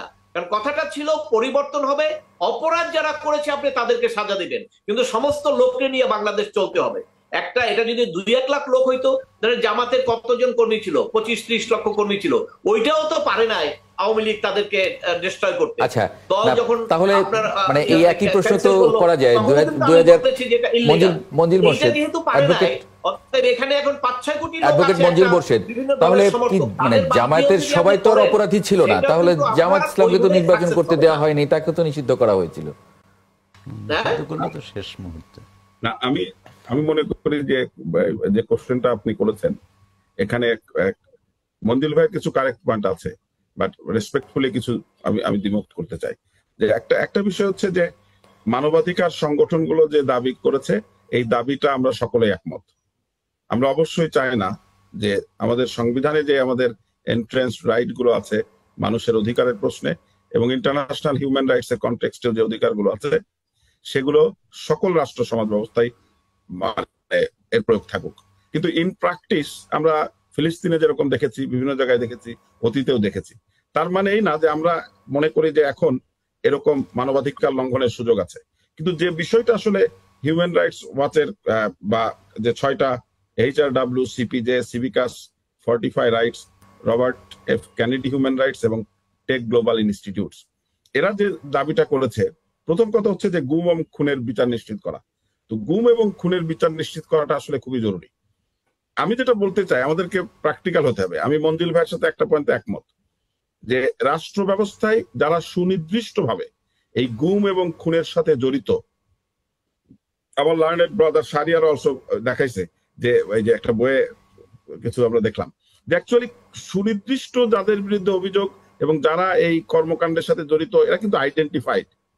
তাদেরকে দ্রুত বিচার ট্রাইব্যুনাল হোক, ICT ট্রাইব্যুনাল হোক, যে কোনো মর্মেই হোক, আইনানুগ ভাবে এই বিচারগুলো করতে হবে। কারণ এই বিচারগুলো এই জন্য করতে হবে, মানুষের যে রক্ত দিয়ে যে আকাঙ্ক্ষার জন্ম দিয়েছে, সেই আকাঙ্ক্ষার জায়গাটাকে এস্টাবলিশ করতে হবে, পরবর্তী প্রজন্ম যাতে সাহসী হয়। দ্বিতীয় প্রশ্ন হচ্ছে, এরপরে আপনি এই বৃহৎ জনগোষ্ঠী, এই ভূমির মধ্যে যারা বাস করে, এই স্পেসিফিক ক্রিমিনাল গুলো বাদে, মানবাধিকার লঙ্ঘনকারী বাদে, ওই সমস্ত ওই দলগুলোর অন্য হাজারো সমর্থক আছে যারা অ্যাকচুয়ালি হয়তো ব্যক্তিগতভাবে এগুলোর কোনোটার সাথে জড়িত ছিল না। আপনি তাদেরকে কিন্তু রিকনসিলিয়েশনের আওতায় আনতে হবে। আপনি একটা জিনিস আমাদেরকে মনে রাখতে হবে যে অপারেশন করে বা কাউকে দাবায় রেখে আপনি কিন্তু একটা শান্তিপূর্ণ, সমৃদ্ধশালী, স্থিতিশীল রাষ্ট্র কায়েম করতে পারবেন না। সুতরাং এই ভূখণ্ডের মধ্যে আমি যেটা ব্যক্তিগতভাবে মনে করি যে অবশ্যই গুম এবং খুনের বিচার নিশ্চিত করতে হবে দ্রুততম সময়ের মধ্যে। আইডেন্টিফাইড ক্রিমিনাল যারা, ব্যারিস্টার শাহরিয়ার কবির, এটা নিশ্চিত করতে হবে। কিন্তু ব্যারিস্টার শাহরিয়ার ভাই, আমি মঞ্জিল ভাইয়ের, তারেক ভাইয়ের কথার কিছু সমর্থন করি, কিছু বিনয়ের সাথে এটাকে করি। এটাই তো গণতন্ত্র। এটা এই যে আমরা কথা বলতে পারতেছি, 15 বছর কথা বলতে পারিনি, এখন কথা বলতে পারি, টক শোতেও যেতে পারি। মঞ্জিল ভাই গত 15 বছর কিন্তু বলতে পারেনি যে আওয়ামী লীগ যে প্রতিহিংসা করতেছে, আমাদের মুখ চেপে রাখছে। একেবারে পারেনি তা না, সে কিন্তু বলেছেন, তিনি কিন্তু বলেছেন পারেনি তা কিন্তু বলেনি। আমি একটা উদাহরণ দিয়ে বলি। মঞ্জিল ভাই একটু আগে বললেন না যে পরিবেশ নিয়ে অরাজনৈতিক যে কোনো মামলা হলে আমরা কিন্তু ন্যায় বিচার পাইছি, এটা আমি বলে দিচ্ছি সর্বোচ্চ অ্যাপিলেট ডিভিশন পর্যন্ত। একটু যদি রাজনৈতিক কোনো ঘ্রাণ থাকে, যেমন আপনাকে উদাহরণ দিই, 26 তারিখে আমরা রিট ফাইল করলাম যাতে পুলিশ কি অস্ত্র ইউজ করতে না পারে, মরণাস্ত্র ইউজ করতে না পারে। কোর্ট সেটা শুনলেনই না, কোর্ট রুলটা ডিসচার্জ করে দিলেন। এবং কয়জন আমরা সেদিন, আমি মঞ্জির ভাই বলতেছি আপনাকে পার্সোনাল বইনি, এটা উদাহরণ হিসাবে বললাম, আমরা এতগুলো আরমান গুম হইলো, আমরা আরমানের জন্য সমস্ত হাইকোর্ট বা সুপ্রিম কোর্টের কয়জন আইনজীবী যে আমরা র্যালি করি, যে সেই কিন্তু আমি কারণে কিন্তু বলতে প্রথম ক্রসফায়ারের প্রথম রিটটা কিন্তু আমি ফাইল করেছিলাম এবং তারপরে আমি হত্যার হুমকিও পাইছি। এই যে কথাটা দেখেন, তার মানে আমরা যারা প্রতিবাদ করবো আমাদের মুখটা কিন্তু বন্ধ করে দিয়েছিল। কারা বন্ধ করে দিয়েছিল? এই 15 বছর যারা শাসন করছে তারা। এখন কথা হচ্ছে তাদেরকে পুনর্বাসন করা হবে কি হবে না। প্রথম কথা যে এখানে দুইটা ভাগ করা হবে, যারা ডাইরেক্টলি ইনভলভ তাদেরকে, ইনডাইরেক্টলি ইনভলভ তারা কত পার্সেন্ট। মঞ্জুর ভাই যেমন বললো যে 70%, বাকি 30% আওয়ামী লীগের। আমি একটা জিনিস খুব সুন্দরভাবে আপনাদের মধ্যে বলতে চাই, আমার এটা পার্সোনাল মতামত। সাউথ আফ্রিকাতে নেলসন ম্যান্ডেলা যেভাবে রিকনসিলিয়েশন করেছিলেন, জাতিকে ভাগ করে আপনি কোনোদিন উত্তর উন্নতি করতে পারবেন না। এই বিষয়ে তারেক ভাইয়ের সাথে আমি পুরোপুরি একমত। যেটা আওয়ামী লীগ করছে স্বাধীনতা বিরোধী, এই যে মানে এটা কি ব্যবসা, এই ব্যবসা চলছে, এই ব্যবসাতে দেশ ক্ষতিগ্রস্ত। আজকে আওয়ামী লীগকে নিষিদ্ধ করা হয়নি, কিন্তু আওয়ামী লীগ কার্যক্রমটা স্থগিত করা হয়েছে কেন? যতক্ষণ পর্যন্ত বিচার না হয়। বিচার হয়ে গেলেই কিন্তু আপনি কি পাবেন? আপনি একটা জিনিস বলেন, একটা সার্বভৌমত্ব দেশে আপনি সাংবাদিক জিজ্ঞাসা করলেন জাতীয় পার্টির চেয়ারম্যানকে যে আপনি ভারত থেকে আসলেন, আপনার সাথে কি আলোচনা হলো? উনি বললেন ভারত যদি আমাকে অনুমতি দেয় তাহলে আমি বলতে পারবো, না হলে পারবো না। তার মানে আপনি ভারতের দাসত্ব মেনে নিছেন, আপনার তো বাংলাদেশের নাগরিকত্বই থাকা উচিত না। সেই লোককে যদি আপনি এখন পুনর্বাসন করেন তাহলে তো এদেশ আবার ভারতের দাসত্বে পরিণত হবে। তা আমার পার্সোনাল কথা হচ্ছে, পার্সোনাল ওপিনিয়ন হচ্ছে, ভাই 5 থেকে 8 তারিখ পর্যন্ত সরকার ছিল না, পুলিশ ছিল না, কিছু ছিল না। কত হাজার মানুষ মারা গেছে, কয়জন মেয়ে রেপ হয়েছে, কয়জনের বাড়ি লুণ্ঠন হয়েছে। তো আমরা জাতি হিসাবে আমরা আমাদের নিরাপত্তা দেওয়ার জন্য একটা অভ্যুত্থানের পর, বিপ্লবের পর আমরা যে সম্মান দেখাইছি, আমরা যে ঐক্যতা দেখাইছি, সেই ঐক্য আমাদের ধরে রাখতে হবে। এবং এই ঐক্যর বিনাশকারী একমাত্র ভারতের আধিপত্যবাদ। এবং ভারতের আধিপত্যবাদ যারা আছে তাদেরকে আপনি আবার মেইন স্ট্রিমে নিয়ে আসবেন, আপনাকে আবার ডিভাইড করে। এই যে আজকে আপনি একটু আগে পেপারে দেখালেন যে ভারত খুব চিন্তিত তারেক জিয়াকে ফিরে নিয়ে আসা, ভারত খুব চিন্তিত ডাকসুতে কেন সাদেক কায়েম জিতলো। তো এই যে আধিপত্যবাদ, এই যে ডিভাইড, এটার থেকে সরে আসতে গেলে আপনারা যত যাই বলেন নিরপরাধ আওয়ামী লীগ আর অপরাধ আওয়ামী লীগ, ভাই বেনিফিশিয়ারি যারা তাদের বিচার করেন। যারা আজ পর্যন্ত একটা আওয়ামী লীগের লোক দেখাতে পারবে, মঞ্জিল ভাই এবং তারেক ভাইকে আমি চ্যালেঞ্জ দিয়ে বলতেছি যে তারা সত্যি রিপেন্টেন্স করছে, তারা নিজেদের জন্য লজ্জা পাইছে। তারা এই দেখেন আপনাদের এই যে আমরা এই যে টকশো করতেছি, নিচে দেখবেন কি আজে বাজে কথা, আমাকে তো যখন তখন রাজাকার বল, যখন তোর এই কমেন্টে দেখেন, এবং আমি জানি যে এগুলো কারা করতেছে। তো তাদের মধ্যে যদি রিপেন্টেন্স না আসে, আপনি তাদেরকে মেইন স্ট্রিমে নিয়ে আসবেন কিভাবে? আগে তো আপনার মধ্যে কি হতে হবে? আত্মসমালোচনা করতে হবে, আত্মসংস্কার করতে হবে, তবে না আপনাকে আমি কি মেইন স্ট্রিমে নিয়ে আসতে হবে। আজকে আর সময় দিতে পারছি না, একদম শেষ হয়ে গেছে সময়। অনেক ধন্যবাদ barrister SM. Shahriar Kabir, barrister Mohammad তারিক বিন আজিজ এবং অ্যাডভোকেট মঞ্জিল মোর্শেদ, আপনাদের তিনজনকে যুক্ত হবার জন্য ৭১ জার্নালে। আরেকবার স্বাগত জানাচ্ছি ৭১ জার্নালে। আমরা একটি খবরে গতকাল থেকেও নজর দিয়েছি, গতকালও এটা নিয়ে আলোচনা করেছি, আগের দিনও কথা হয়েছে। কার্গো ভিলেজে আগুনে 12,000 কোটি টাকার ক্ষতি হয়েছে, এটা বলেছে ইইবি, এক্সপোর্টার্স অ্যাসোসিয়েশন অব বাংলাদেশ। আমি একটু যুক্ত করে নেব বিসিসিআইয়ের সাবেক পরিচালক নিয়াজ আলী চিশতি, তাকে একটু যুক্ত করে নেব। আমরা সমকালের এই রিপোর্টটি দেখছিলাম, সেখানে বলছে হজরত শাহজালাল আন্তর্জাতিক বিমানবন্দরের কার্গো ভিলেজে অগ্নিকাণ্ডের ঘটনায় 12,000 কোটি টাকার ক্ষয়ক্ষতি হয়েছে বলে দাবি করেছে রপ্তানিকারকদের সংগঠন exporters association of Bangladesh, EAB. এই পরিস্থিতিতে অগ্নিকাণ্ডে ক্ষতিগ্রস্ত পণ্যের বিপরীতে বিমা দাবি দ্রুত নিষ্পত্তি এবং বিমার বাইরে করা পণ্যের ক্ষেত্রে সরকারি বিশেষ তহবিল গঠন করে ক্ষতিপূরণ এবং সহায়তা নিশ্চিত করার দাবি জানিয়েছে সংগঠনটি। নিয়াজ আলী চিশতিকে একটু যুক্ত করে নেব, সাবেক পরিচালকের বিসিসিআই। আপনাকে স্বাগত জানাচ্ছি। আপনারা যে দাবি করেছেন সেখানে বলছেন যে যেগুলো বিমা দাবি আছে সেগুলো দ্রুত নিষ্পত্তি করার ক্ষেত্রে, এবং যেগুলো বিমা দাবি নেই সেগুলো আসলে সরকারের কাছে আপনারা সহায়তা চেয়েছেন।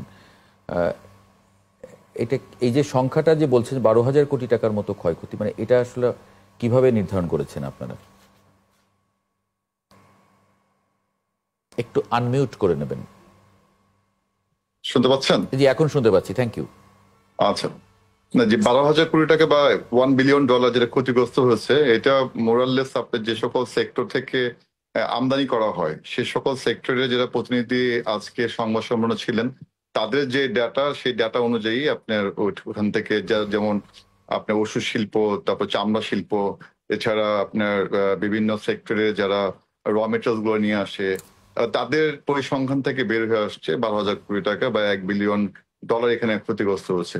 এটা তো শুধুমাত্র দেখা গেল যেটা আপনার ভূস্ফীভূত হয়েছে বা আপনি পুড়ে গিয়েছে, এছাড়া আপনার এইগুলোর সাথে যে ব্যাকওয়ার্ড যে লিঙ্ক গুলো রয়েছে আপনি, এবং কান্ট্রি ইমেজ যেটা আছে সেটা তো আসলে বলাই বাহুল্য। এটা আপনার কিভাবে আপনি নির্ণয় করা সম্ভব? আপনি প্রত্যেকটা সাধারণত কোন গুডস গুলো আমরা আমদানি করে থাকি বাই ইয়ারে, আপনার জানি যে এয়ার ফ্রেট আর হলো সি ফ্রেট এর মধ্যে আপনি 10 গুণ আপনার ডিফারেন্ট আপনার ভ্যালু। সেক্ষেত্রে বাইরে তখনই আনা হয় যে সকল পণ্য আপনার খুব এসেনশিয়াল। দেখা গেছে আপনি কোনো পণ্য হয়তো আমরা নিয়ে আসছি, ওটা তো শর্ট হয়ে গেছে আপনার শিপমেন্টের মাধ্যমে বা আপনার শীতে যেগুলো নিয়ে আসছে সেটা হয়তো আপনি কিছু একটা পণ্য হয়তো শর্ট পড়েছে, সেটা আমরা ইমার্জেন্সি বেজে আপনার নিয়ে আসি হচ্ছিল বাইয়ারে, যেন ওইটা পরিপূরক। ওইটা আসার পরে হয়তো পুরা যে কনসাইনমেন্টটা বাকিটা আপনার শীতে আসছে ওটার সাথে এটা অ্যামালগেট করার পরেই আপনি এটা উৎপাদনমুখী কোনো কাজ করবে বা কোনো স্যাম্পলটা এটা স্বয়ংসম্পূর্ণ হবে।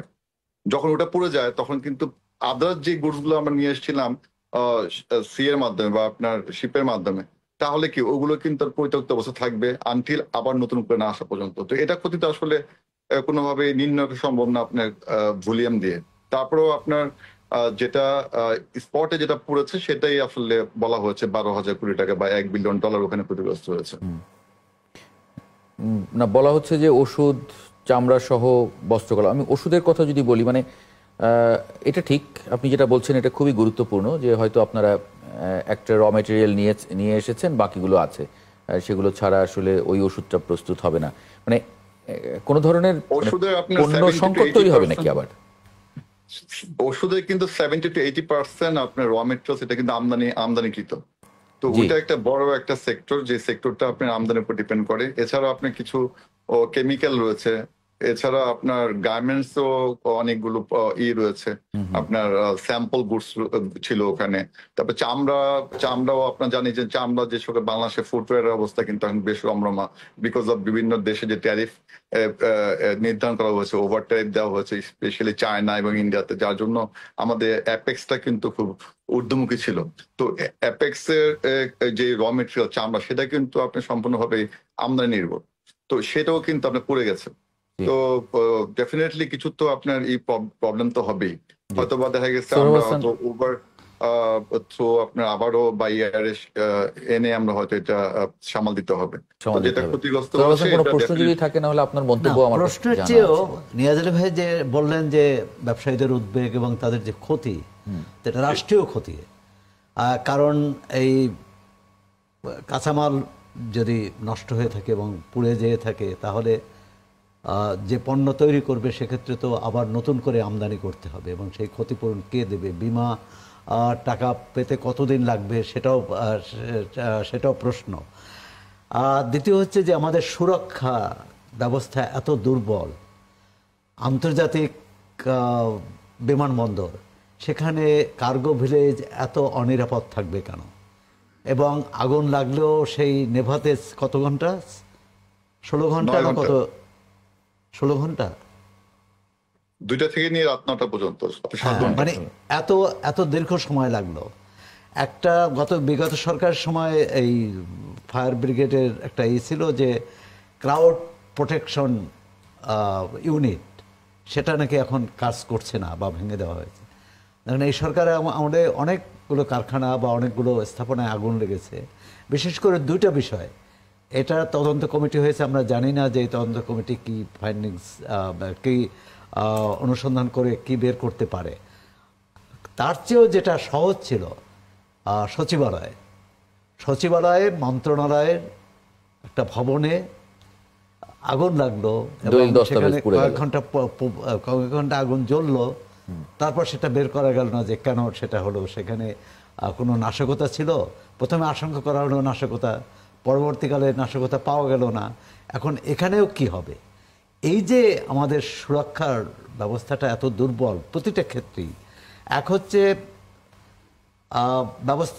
নিরাপত্তা ব্যবস্থা দুর্বল, দ্বিতীয় হচ্ছে যে কোনো দুর্ঘটনা ঘটলে দ্রুত সেটা সামাল দেওয়ার সক্ষমতা আমাদের নেই, এবং এর মধ্যে কোনো স্বার্থবাদী গোষ্ঠী আছে কিনা আমি ষড়যন্ত্রের কথা বলছি না, কিন্তু এখানে কারো স্বার্থ আছে কিনা। আহ, আহ, আহ, যেটা সামাজিক যোগাযোগ মাধ্যমে বা বিভিন্নভাবে বলা হচ্ছে যে ওখানে বিপুল পরিমাণ সোনা ছিল, অলংকার ছিল,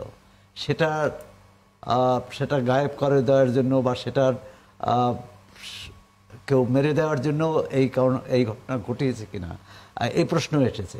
তো আমরা আশা করি যে তদন্তে একটি বেরিয়ে আসবে। এই সচিবালয়ের তদন্তে যেরকম কোনো কিছু পাওয়া যায়নি, এখানে যাতে সেটা না হয়, কারণ এখানে ব্যবসায়ীদের কোটি কোটি হাজার হাজার কোটি টাকার সম্পদ নষ্ট হয়েছে, এবং ব্যবসায়ীদের নষ্ট হওয়া মানে দেশের সম্পদ নষ্ট হয়েছে। এবং ভবিষ্যতে যাতে এরকম বড় ধরনের দুর্ঘটনা বা বড় ধরনের আগুন লাগার ঘটনা না ঘটে। হয়তো আগুন আমরা একেবারে বন্ধ করতে পারবো না, কিন্তু ক্ষতিটা যাতে কমানো যায়, দ্রুত যাতে আগুন নেভানো যায়, সেটা এই ব্যবস্থাটা থাকা দরকার। অনেক অনেক ধন্যবাদ সোহরাব হাসান এবং নিয়াজ আলী চিশতি যুক্ত হবার জন্য আজকে ৭১ জার্নালে। দর্শক, আপনাদেরকেও ধন্যবাদ জানাচ্ছি। আগামীকাল একই সময় ৭১ জার্নাল দেখার আমন্ত্রণ জানিয়ে রাখছি। সঙ্গে পাবো আশা করি।